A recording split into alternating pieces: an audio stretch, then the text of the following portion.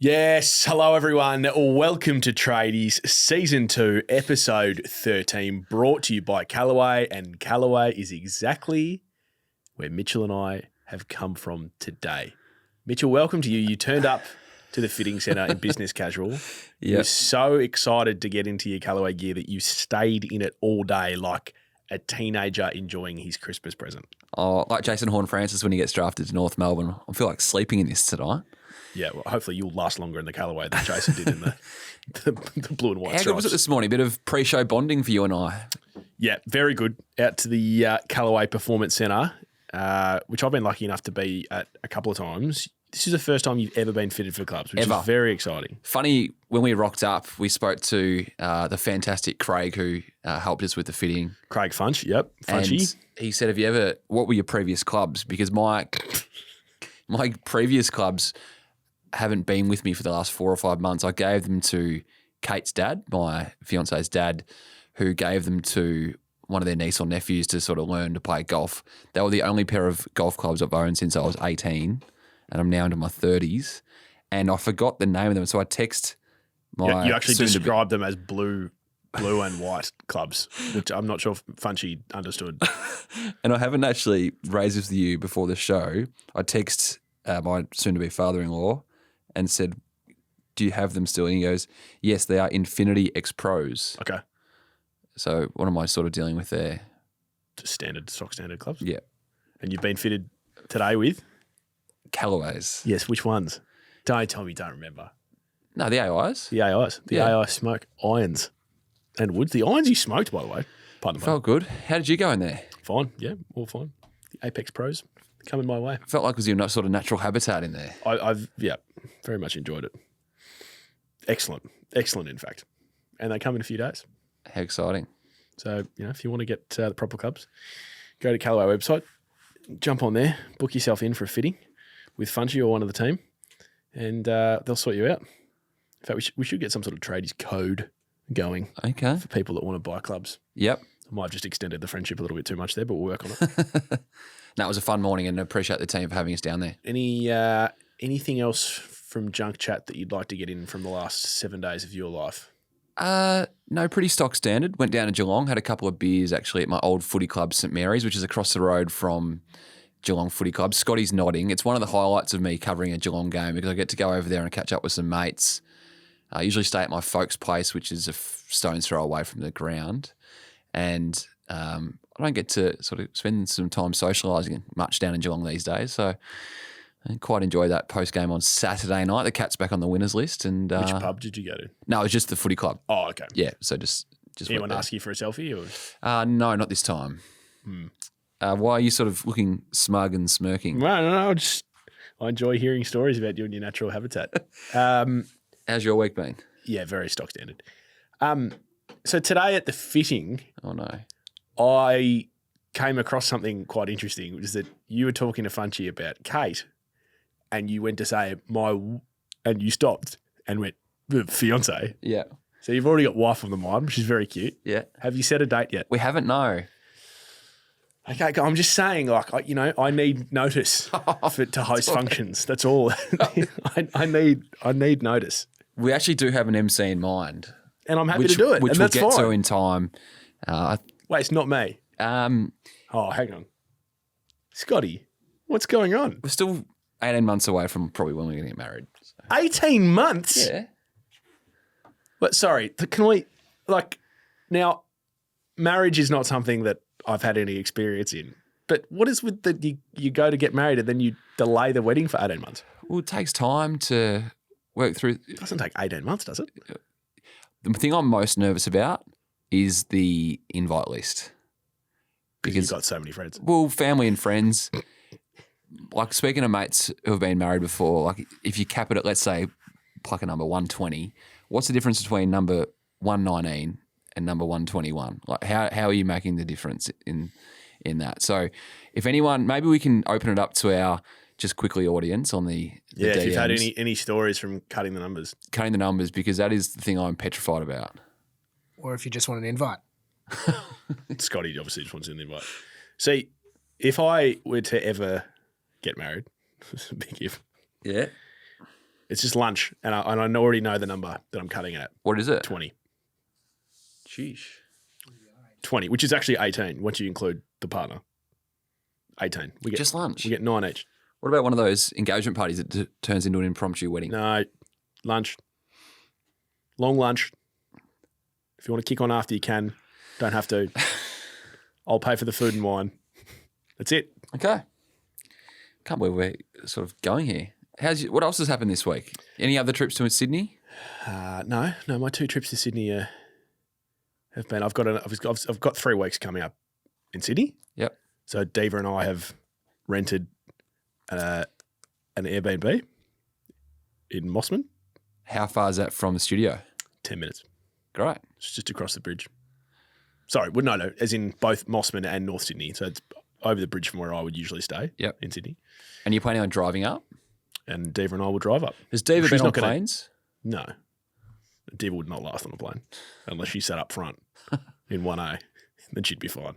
So just next to you? So I'm driving up. Yeah. 3 weeks in an Airbnb, working opposite ends of the day.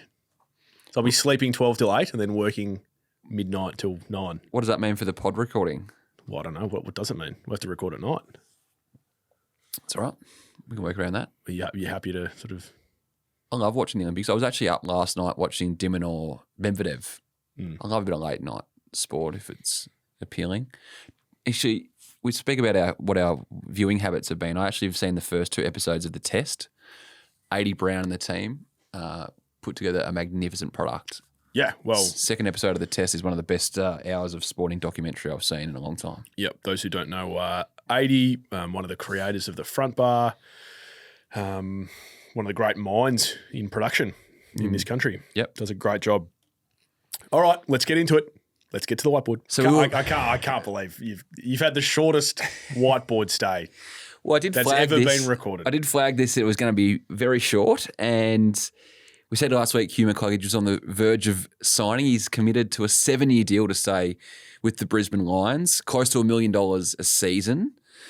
Now, some people think, gee, that's overs for a player who hasn't set the world on fire this year. Had a very good grand final. I think he's at his best. He's an A-grader, but probably in line with where Brisbane's form's been this year, hasn't been dominant by any stretch. But I think it's safe to say $1 million or thereabouts is the new $800,000. Yep. So when you see us report that McCluggage is inking a deal close to $1 million a season, Makes sense. I think that's not too far away from his true market value Yeah, to it's stay about- as well. yeah, it's He's about- probably knocked back $200,000 or $300,000 a season to move, and he commits himself to the Lions until the age of 33. So it goes off my whiteboard. Now, Thank you. I want to Mark add it off. someone, but before we do that, we were mid-fitting today and the news came through from the Swans that Will Hayward has re-signed. Smart decision. Yeah, 5-year deal. He had 6 years to go. I thought the Swans may have needed to have stumped up an extra season, but he's committed to the 5. Smart man. Chasing premierships. Yeah. Staying in Bondi. We discussed this. You couldn't go from Bondi to Adelaide. Couldn't. No amount of money. No, we have discussed that. And we also spoke, my gut feel was that he was more likely to leave. So I clearly got that one wrong on the gut feel. Sorry, Scott. Can you just cut that up? I clearly got that one wrong. And I would like on loop. Thank you for my ringtone. Not for just Mitch, but for when anyone calls me. But as you can see, the lure of success and how strong the Swans have been this year has done good things. So he had And he had 3 other offers. So he had Port Adelaide, Adelaide and Carlton, all offering him significantly more money. Yep. And he's decided to stay at Sydney. Good for him. Good for him. I was interested with the length. So 5 years as opposed to taking 6 elsewhere. It may well have a trigger clause in it. I'm not aware of that. But you'd think maybe it's along the lines of if he plays 20 to 30 games in his last 2 years, you get the 6th season. A lot of these contracts have that in them. But at the age of 26 as a free agent, it takes you out of contract at 31. And that's why you see McCluggage and a lot of these guys going for 6, 7, potentially even 8-year contracts because it takes them out of contract at a free agent deal, moves them from 26 as a first-time free agent to 32, 33. So McCluggage will come out of contract as a 33-year-old at the Lions. So you're surprised that Well, Will hasn't... it could well have a trigger in it and it could well take him to 6 years, but it means he comes out of contract as a 31-year-old, and it's much harder to get a lucrative contract when you're 31 as opposed to now when you can cash in. Do you think they're back-ending his deal so they can fit more in now? That would make a bit of sense. Yeah. Yeah. Yeah, so he gets a bit more up front, Yeah. which might help with the cost of living in Bondi. But how about the deals they've signed this year? So they've gone Rowbottom, Your man, Will Hayward, my man. Errol Goulden. The big question now is can they sign Florent. Logan McDonald and Ollie Florent? Yeah. A couple of hits to the whiteboard. Yeah. All right, so you knock One off other for your whiteboard comes off. Sam Taylor. Well, I did flag this. Yeah, you never said he was leaving. I said, in fact, that he was never going to leave. So he signed 7 more years. A couple of the chrome softs just gone down. Given he had 1 year to run until 25, so he signed for 7 on top of that. Amazing. It's an amazing deal. And he's getting north of $1.2 million a year. Worth every cent. That's not even a question. Yeah. And 1.2 is the old one. 1.2 is the old one. Jeez, I've lost Taylor and Hayward. Okay. So I had him on radio with Lloydie on Monday. He said that he never, and asked his manager never to enter a conversation with another club. So I said, did you get big offers to go back home? He said, no, because we told the other clubs we weren't dealing with them. So he dealt exclusively with GWS the entire time, which tells you a little bit about his character, I reckon. Would his manager have been dealing with the others? Because you've got to get a ballpark figure. Like, what if the offers were 1.6, 1.7 in the market? Yeah, that's why I found it interesting. And then he did another radio interview with Gary and Tim on SEN today. We're recording as we usually do on a Tuesday. Because you know what happens with these guys re-sign and they do sort of all the radio stations. Yeah. But I like listening to the different interviews because different people have different styles of interviews. Yeah. And I think one of Gary and Tim asked, how much more did you turn down? And he laughed and he's like, well, I don't know and I don't want to know. That's why I signed now. And there's probably a bit of truth to that. Yeah. Like he probably, if he's so happy in Sydney, he said he loves the lifestyle there, loves living there. If he's so happy there, he doesn't want to think, oh, I could get an extra 400 a year at West Coast. And that ends up being, another 2 million plus. He probably doesn't want to know that if he's that happy. But and he said that the lure of a premiership is something that he's really chasing. But is it beholden of his manager to know and do the work there because you've got to understand the market? It's a good question. Only they will know that. Yeah. I'd be guessing. It is a good question though. Like, did he actually not know? And the other thing to this for me is you can understand why clubs come so hard for players before time, because what if you're West Coast or Freo and you're like, oh, let's just wait until the year he becomes a free agent. Like he's a free agent in 18 months' time and he's already signed now. And people wonder why journos and media are onto these contracts the year before they even come out, because clubs would have been in Sam Taylor's ear now to try and twist his arm to even think about it for 18 months' time when he become a restricted free agent at the end of 2025.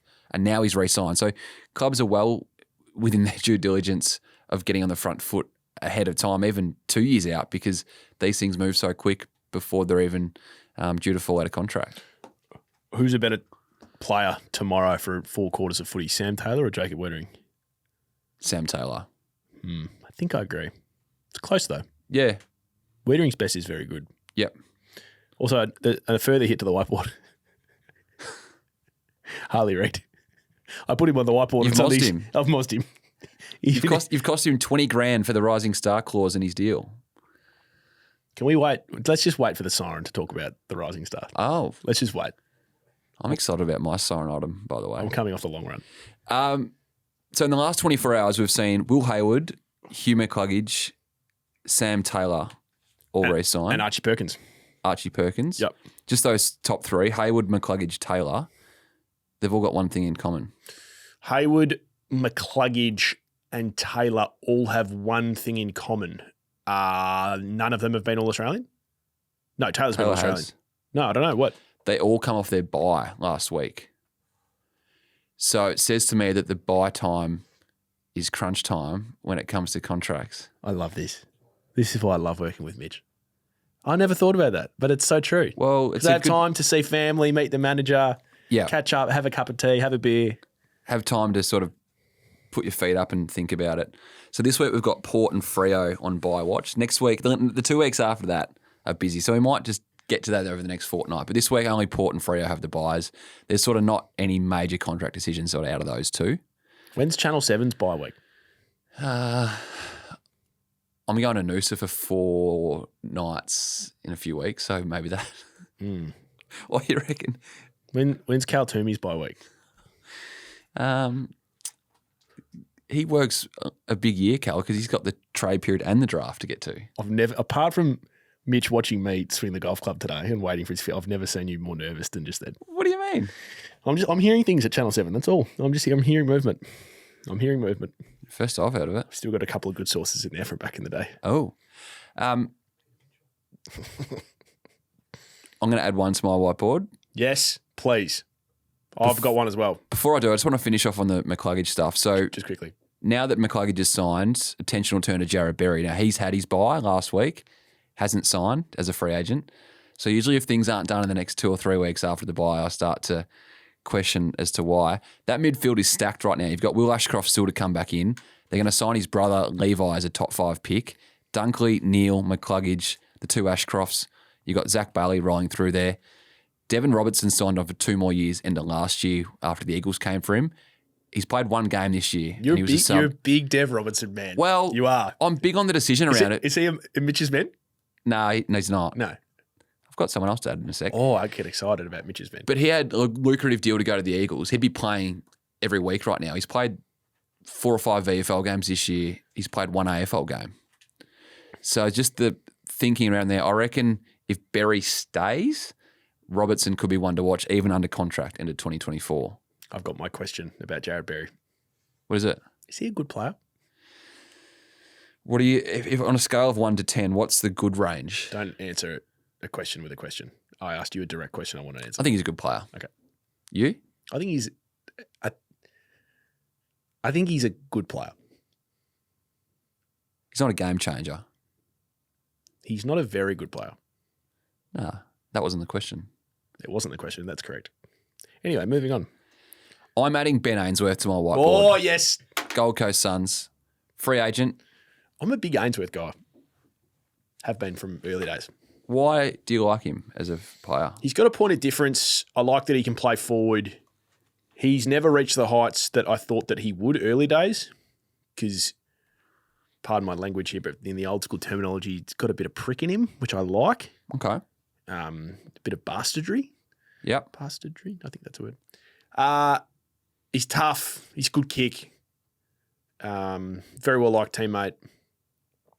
I always thought that he'd find his best footy somewhere else. But then when Dimmer came along, I thought, oh, hang on. Yeah, I'm not quite sure where Ainsworth and his best footy is, both position and club. So there's 9 restricted free agents right now. We've got the other 8 either on our whiteboards or they've re-signed. So Berry's on mine. McCluggage is just re-signed. McGrath's signed. Dangerfield's on my whiteboard. Sorry, there's Blake Hardwick, which is maybe a next week conversation. That whole thing has just gone up in smoke that I was trying to lead into. Zerha, Hayward signed. English is on my whiteboard. So Hardwick... There's another unrestricted free agent. Sorry, restricted. Oh, sorry. So Hardwick and Ainsworth are the 2 remaining restricted free agents. I'm going to put Ainsworth on.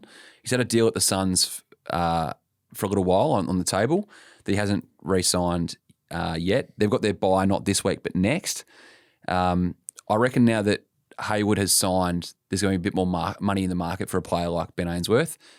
Ironically, same manager as Will Hayward, Robbie DeRazio. So it's just he just goes on as a watch now, Ben Ainsworth. As you said, Victorian boy, he's probably had offers to come back for some time. With where this Suns list is going, it's a decision time now for Benny Ainsworth. I like it. Ainsworth goes on. I'd like to add an unrestricted free agent to my whiteboard. Pick 14 back in 2016. Plays for GWS. Pay the Perryman. Harry Perryman, who has a 5-year contract offer to stay at Greater Western Sydney. Yep. In the low to mid 600s. He was an academy player? Did you just say that? Riverina boy. Yep. Am I? Sorry. I was too busy with my whiteboard. Harry Perry. There's a lot of R's here. Real New South Wales flavour to your whiteboard. Well, I like Sydney. That's true. I'm a New South Wales guy now. Harry Perryman. Do we bring up our conversation from the Callaway Performance Centre? Yes, go on. Well, where does he play? We asked one of the staff members there and we had a bit of mixed opinion. Well, it's funny you should say that. On the way home, I got on the blower to a senior coach. Just called one? Well, it's one that I have a decent relationship with. We were just talking about life. And I said, here's a question for you. Where does Harry Perryman play? And he was like, GWS. I was like, I know he plays at what position does he play? Anywhere you want. Right. And I thought that's an interesting way to answer it. So he is, according to, well-versed people in the competition, he's a genuine utility. Okay. He plays as a stopper. He plays as a winger. He plays as a third tall. He plays as a halfback flanker. Don't know if he could play forward. Maybe he could play forward. So on 7 News, when you're writing the players, say you've interviewed them and you've got there Harry Perryman. So I work for the number one TV network, which is 9. So if it would be 9 News. Disputable. And Footy Classified. We get the viewers. super down the bottom, Harry Perryman, and you've got the next line. Giants, what are you writing? Utility. You're writing utility. It's a throwback, isn't it? I think he's a utility. Here's a question for you. Just side note to Harry Perryman. We'll come back to you, Harry. If I said the word utility to you, who else springs to mind? But they have to be playing now. Scotty, you feel free to jump in on this. Max Holmes. He's not a utility. He's a halfback or mid. Please. Blitzards. Mark Blitzards. Mark Blitzards is a utility. Yeah. Of course, Scotty goes for a Geelong player. Yeah. And you too. Well, he's the most notable utility. Yeah. Anyone else? It's sort of a dying art now. Whereas like 10 years ago, there were lots of utilities.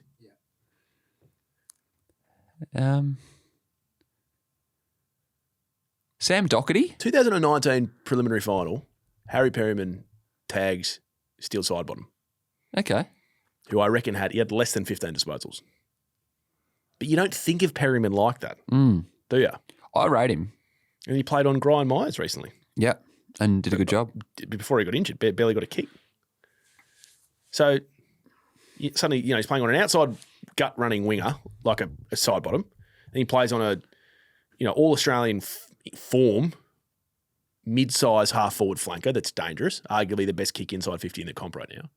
And then he can go play third tall on someone bigger, and he can play What's he worth? So as an unrestricted free agent, it means he can walk to another club of his choosing. It means the Giants don't have any option. They don't have any option of matching. He's got 4 clubs hunting him. And they are? Would you like to guess? I think the Crows and the Power are definitely in the mix. That's 2.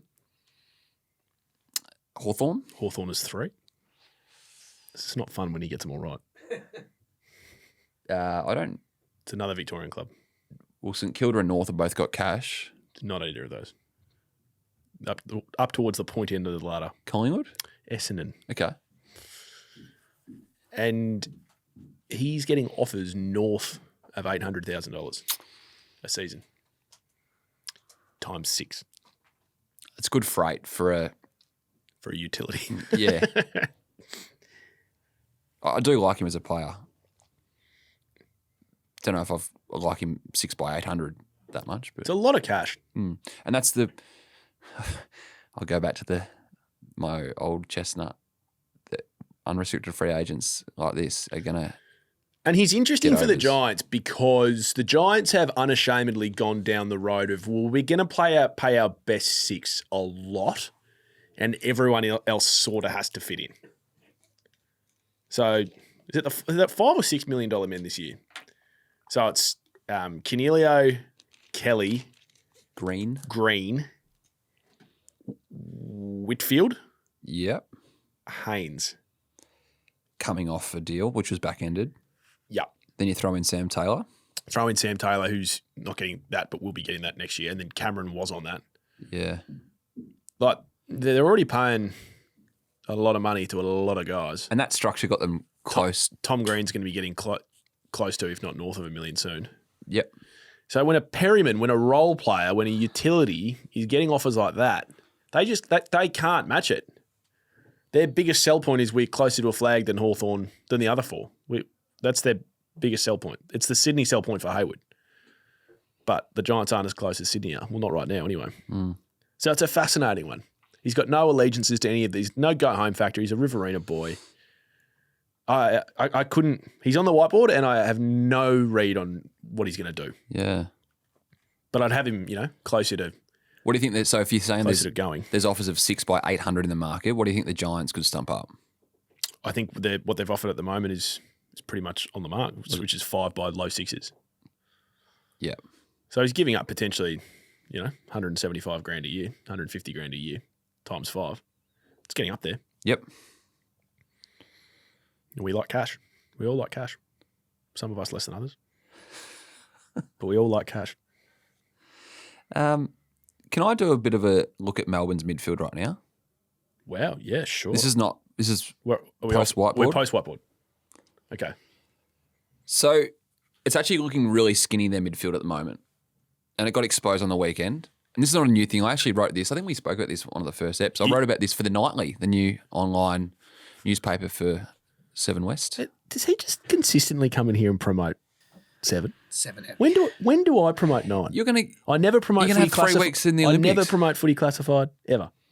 I never promote my 3RW radio show. Anyway, we move on. Rated number 1 again today.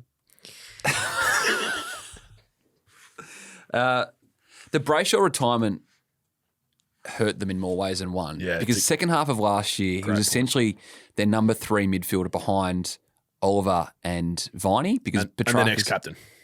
Yeah. Yep. And Petrarca spent a lot of time forward in the second half of last year. On the weekend, Sarong, Brayshaw, Young and Fife smashed them.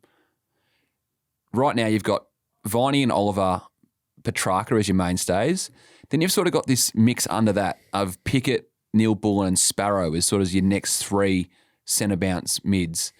Oliver hasn't looked the player he was when he signed that mega deal. That's a lofty standards he set himself at, but he hasn't come back this year dominant by any stretch. And hard to do that when you have an interrupted pre-season.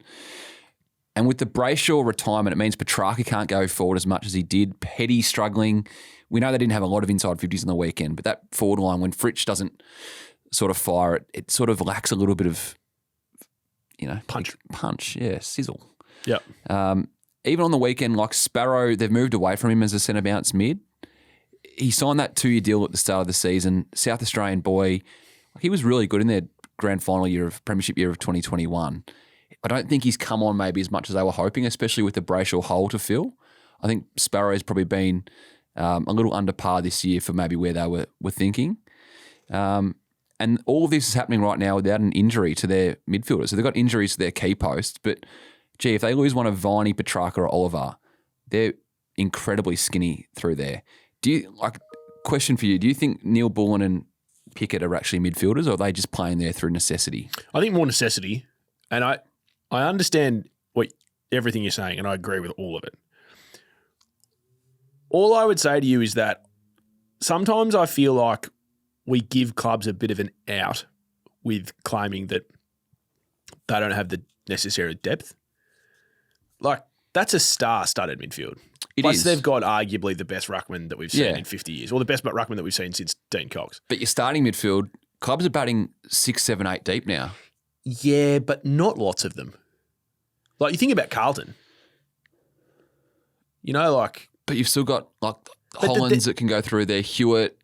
They're better than those backups to Melbourne. The other point I wanted to make is they lost Harms and Jordan end of last year. Again, they're not stars, but they're premiership players and they're good depth. They're depth players. And Luke Dunstan, again, he wasn't getting a game by any stretch, but he does his ACL. They move him on. I think he had his enough time. He'd had his time in footy and he wanted to move on to different things. Billings, and then you got Billings, Windsor, Langdon. Well, Windsor's a good player. They're all wingers. Windsor maybe go in time, but where's their Sam Durham who, you can see moving in there? So what you're saying is that while we're all sitting here talking about the problems in their forward line, you see as big an issue in the midfield. Yeah. Okay. And I think that they need to go hard on one of these free agent mids in the next 12, 18 months or bring a midfielder in. Just before we get away from the Ds, do you remember when we sat here at the end of last year and you were talking about how Adelaide had offered 2 first-round picks for Harrison Petty? Mm. And I nearly... Was it 2 or was it a top tenner? I don't know if they actually came with the second. It might have been pick 10 and maybe a pick in the 20s or something like that. Well, either way. If it's a high first rounder and yeah. And I nearly had to be revived by paramedics. because at that stage Do you reckon Melbourne would do that deal now? he'd played one good game as a forward. Look, that is one of the more extraordinary sliding door moments. Yeah. What an interesting time for the D's that was to look back on. Now, I hope for all of hope's sake that Clayton gets back to where he was. But here you have a scenario where Melbourne would have been primed to end up with a draft hand that could have almost guaranteed them Harley Reid. Mm. Mm. Mm. And all they had to do was ship off Petty, who, like through injury, found himself in the premiership team playing in defence in 2021. Played one good game as a forward against Richmond. Was it Tomlinson's injury? What opened the door there for him? Tomlinson's ACL. Yeah, so he did ACL in the premiership year. Yeah, remember, because he was on crutches in the rooms. Yeah. And they get offered way overs by Adelaide, who love offering overs for guys with an unproven record. It's their MO. And they didn't take it. And now he's playing in the ruck on the weekend. Yeah. I was like, what is happening? Bailey Fritsch was playing it back and Harry Petty was in the ruck. I was like, That's Jesus. why the Rory lob to Melbourne doesn't sound as silly as some would say. Yeah, but is he the answer? He's Does he help them, Mitch? Or he helps them because it means that you've got a proper backup for Max Gawn. Yeah. Anyway, that was just my last thought on the D's. So, yeah, let's see what they do in terms of changing that up, because right now the skinniness of this midfield, if that's a word, is hurting them, especially being able to be flexible with Petrarca going forward and things like this. Yep. All right, let's get to nuts and bolts. Special edition of Nuts and Bolts. It's a bit of a tag team because Mitch and I spent some time talking about this today when we were swinging golf clubs, which was very fun at Callaway. It's the first time ever that the twins are going to play in the same game. Oh, And yeah. we can confirm that Harry and Ben Mackay are in fact different people. They've both got a main session yet. Don't. Why would you jinx it? Just being a realist. 2015 draft, Carlton going through a mega rebuild, like almost blow the joint up and start again sort of rebuild. Waitering 1. Good pick given that they were thinking about taking Shaki. Oh boy. Harry Mackay 10, who could have actually, been taken because of his age. Was it later or earlier? Hang on. I'm going to fuck this up. Was he young or old? Well, they're both the same age. That's what happens when you're twins. No. But were they December of? Oh, they were December 24. So they're 6 days away from being the next year's draft. So they could have gone. They could have gone pick one next year. If they were born a week later, they would have gone next year. Yeah. So they were old. No, they were young. So they were 17 at the time of the draft. Sorry. Yep. Okay. What year are we talking? 2010 draft? 2015. 15. Yeah, they were 17 at the time of the draft. So they hadn't even turned 18 yet. They were still to turn 18 in December. Okay, I'll start from Carlton. Yep, you should be able to get a clean cut. 2015 draft, Mitchell. Carlton mega rebuild stage. Blow the joint up and start again. Sauce is going for spine players. Yep. Waitering 1. Handy. Given that Shaki was being talked about as pick 1. Then it was, remember the whole conversation? They They played on each other and Shaki kicked a few. And what a sliding doors moment. Anyway, Waitering pick 1. Brisbane won that game late in the year to mean they went from pick 1 to pick 2. Oh, the old West Coast Kangaroos, Gold Coast, Harley Reid situation. Yeah, let's not go back to that. Harry Mackay pick 10. C. Kerno pick 12. The next pick, interestingly enough, to GWS was Matthew Kennedy, who's at the Blues, obviously. And David Cunningham was pick 23, which was the pick that Carlton got from Richmond for Chris Yarran. Right. So 5 picks inside 23 that they ended up with. It was 4, but they ended up with a 5th because of Kennedy. Yeah. And 3 of those are going to end up being, touch wood, injury, Waitering, Mackay and Kerner are all going to be 200 gamers. Yeah. And should all be Carlton Hall of Famers. Well, they'll all be, you would think, best and fairest winners at some stage, and you'd expect them to be premiership players at some stage. Anyway, we'll get to that. 11 picks after his twin brother. Doesn't get as much fanfare. Ben Mackay. Now, the interesting thing about these two, Mitch, is that at the time of the draft, they were what age? 17. 17, which means for our loyal listeners, Not able to drive. Christ's sake, it means that they could have actually gone in the next year's draft. Well, they were a week away. Their birthday is December 24, a week away from going in the next year's draft. Yeah, which is pretty amazing. Yeah. Because they both would have probably Considering, been like, top teners. A kid taken in the same draft, born in January, is essentially a year older, 11 months older. Yep. Harry burst onto the scene. I mean, they both took a little bit of time. They're both 200 centimetres plus.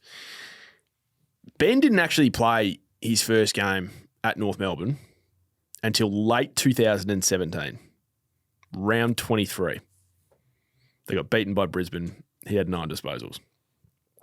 He didn't play in a win at North Melbourne until round 9, 2020. Wow. After being taken at the club in November of 2015. That was the hub year. So they were playing Adelaide at Carrara because of COVID in attendance of 511 people. That is amazing. At least you got a Gatorade shower. It's pretty incredible the different plights of the Mackay boys. He didn't play in another win until round 9 of the next year. 12 months almost to the day between wins. We know that we know the story of this. It goes on and on and on. He has the same amount of coaches in his North Melbourne career as he does playing wins.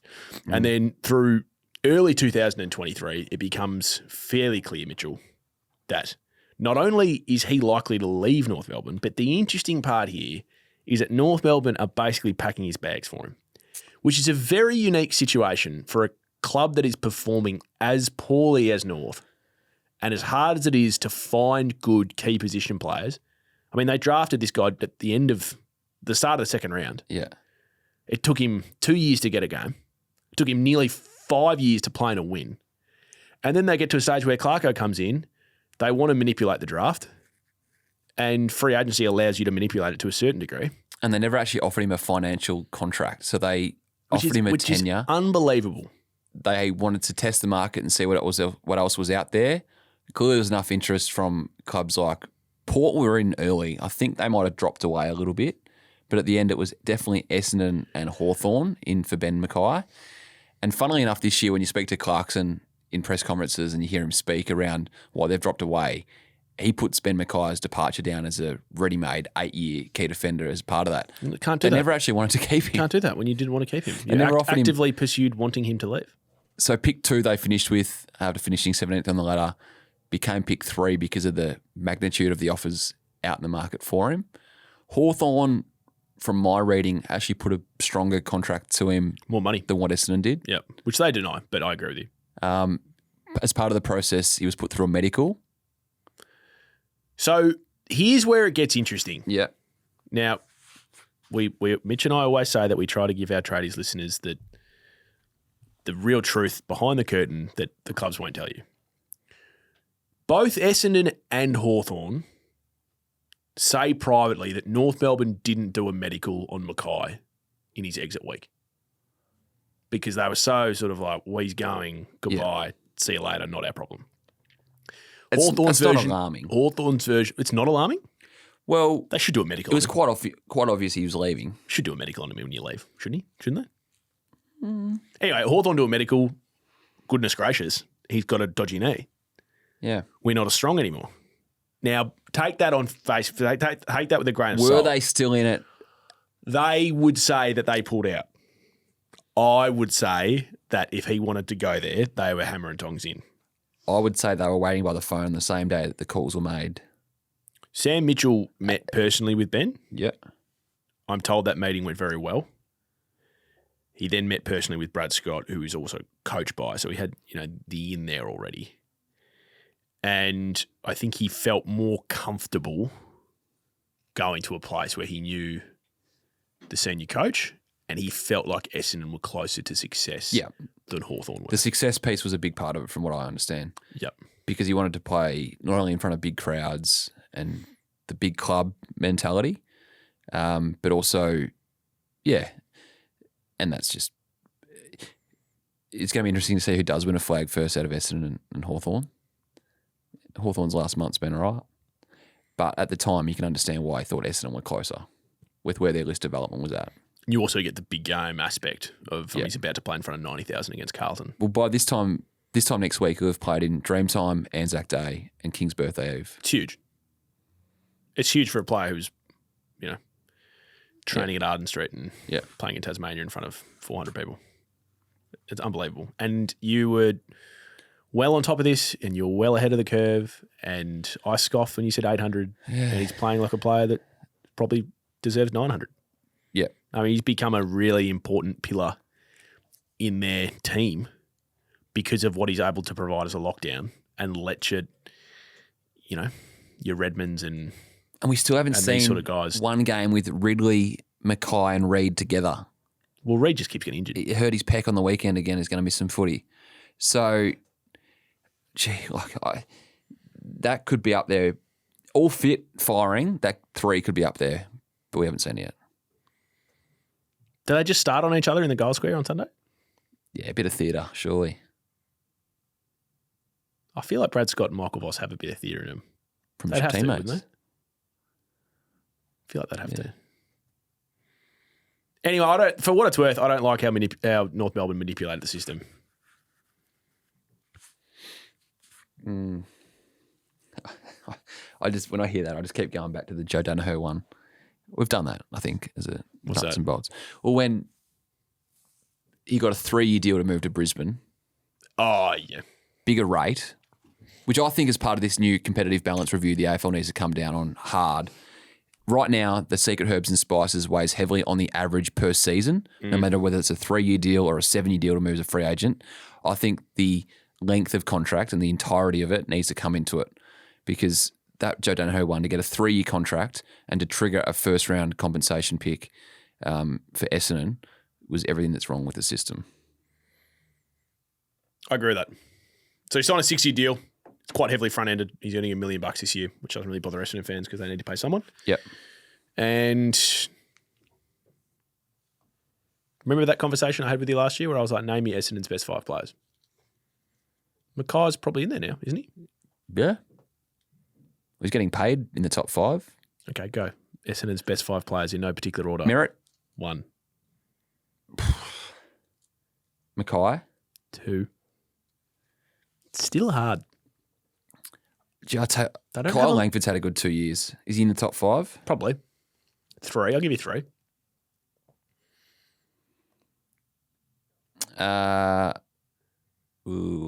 Ridley when fit. Parrish has had, Ridley when fit. 4. It's not Parrish. Parrish has had a quiet year. Injuries hurt him. Could it be Jai Caldwell? He's having a really good year. He is.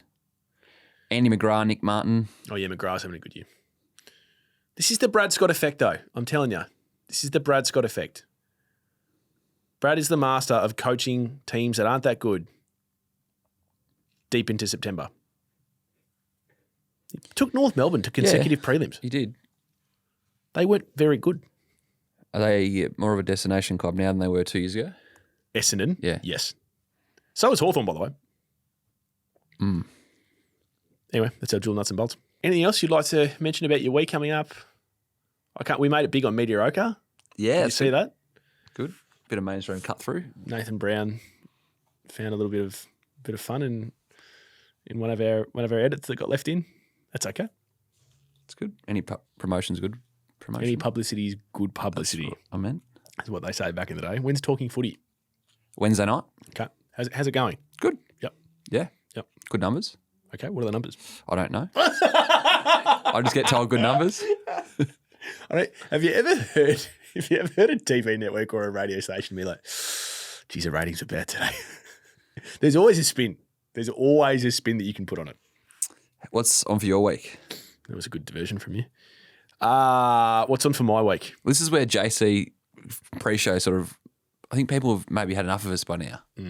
So I recently purchased a fire pit. Oh, nice. And I gave it a run Is this to last week. smoke out the ghosts? Yeah, no, the ghost has been relatively silent, Okay. which has been enjoyable.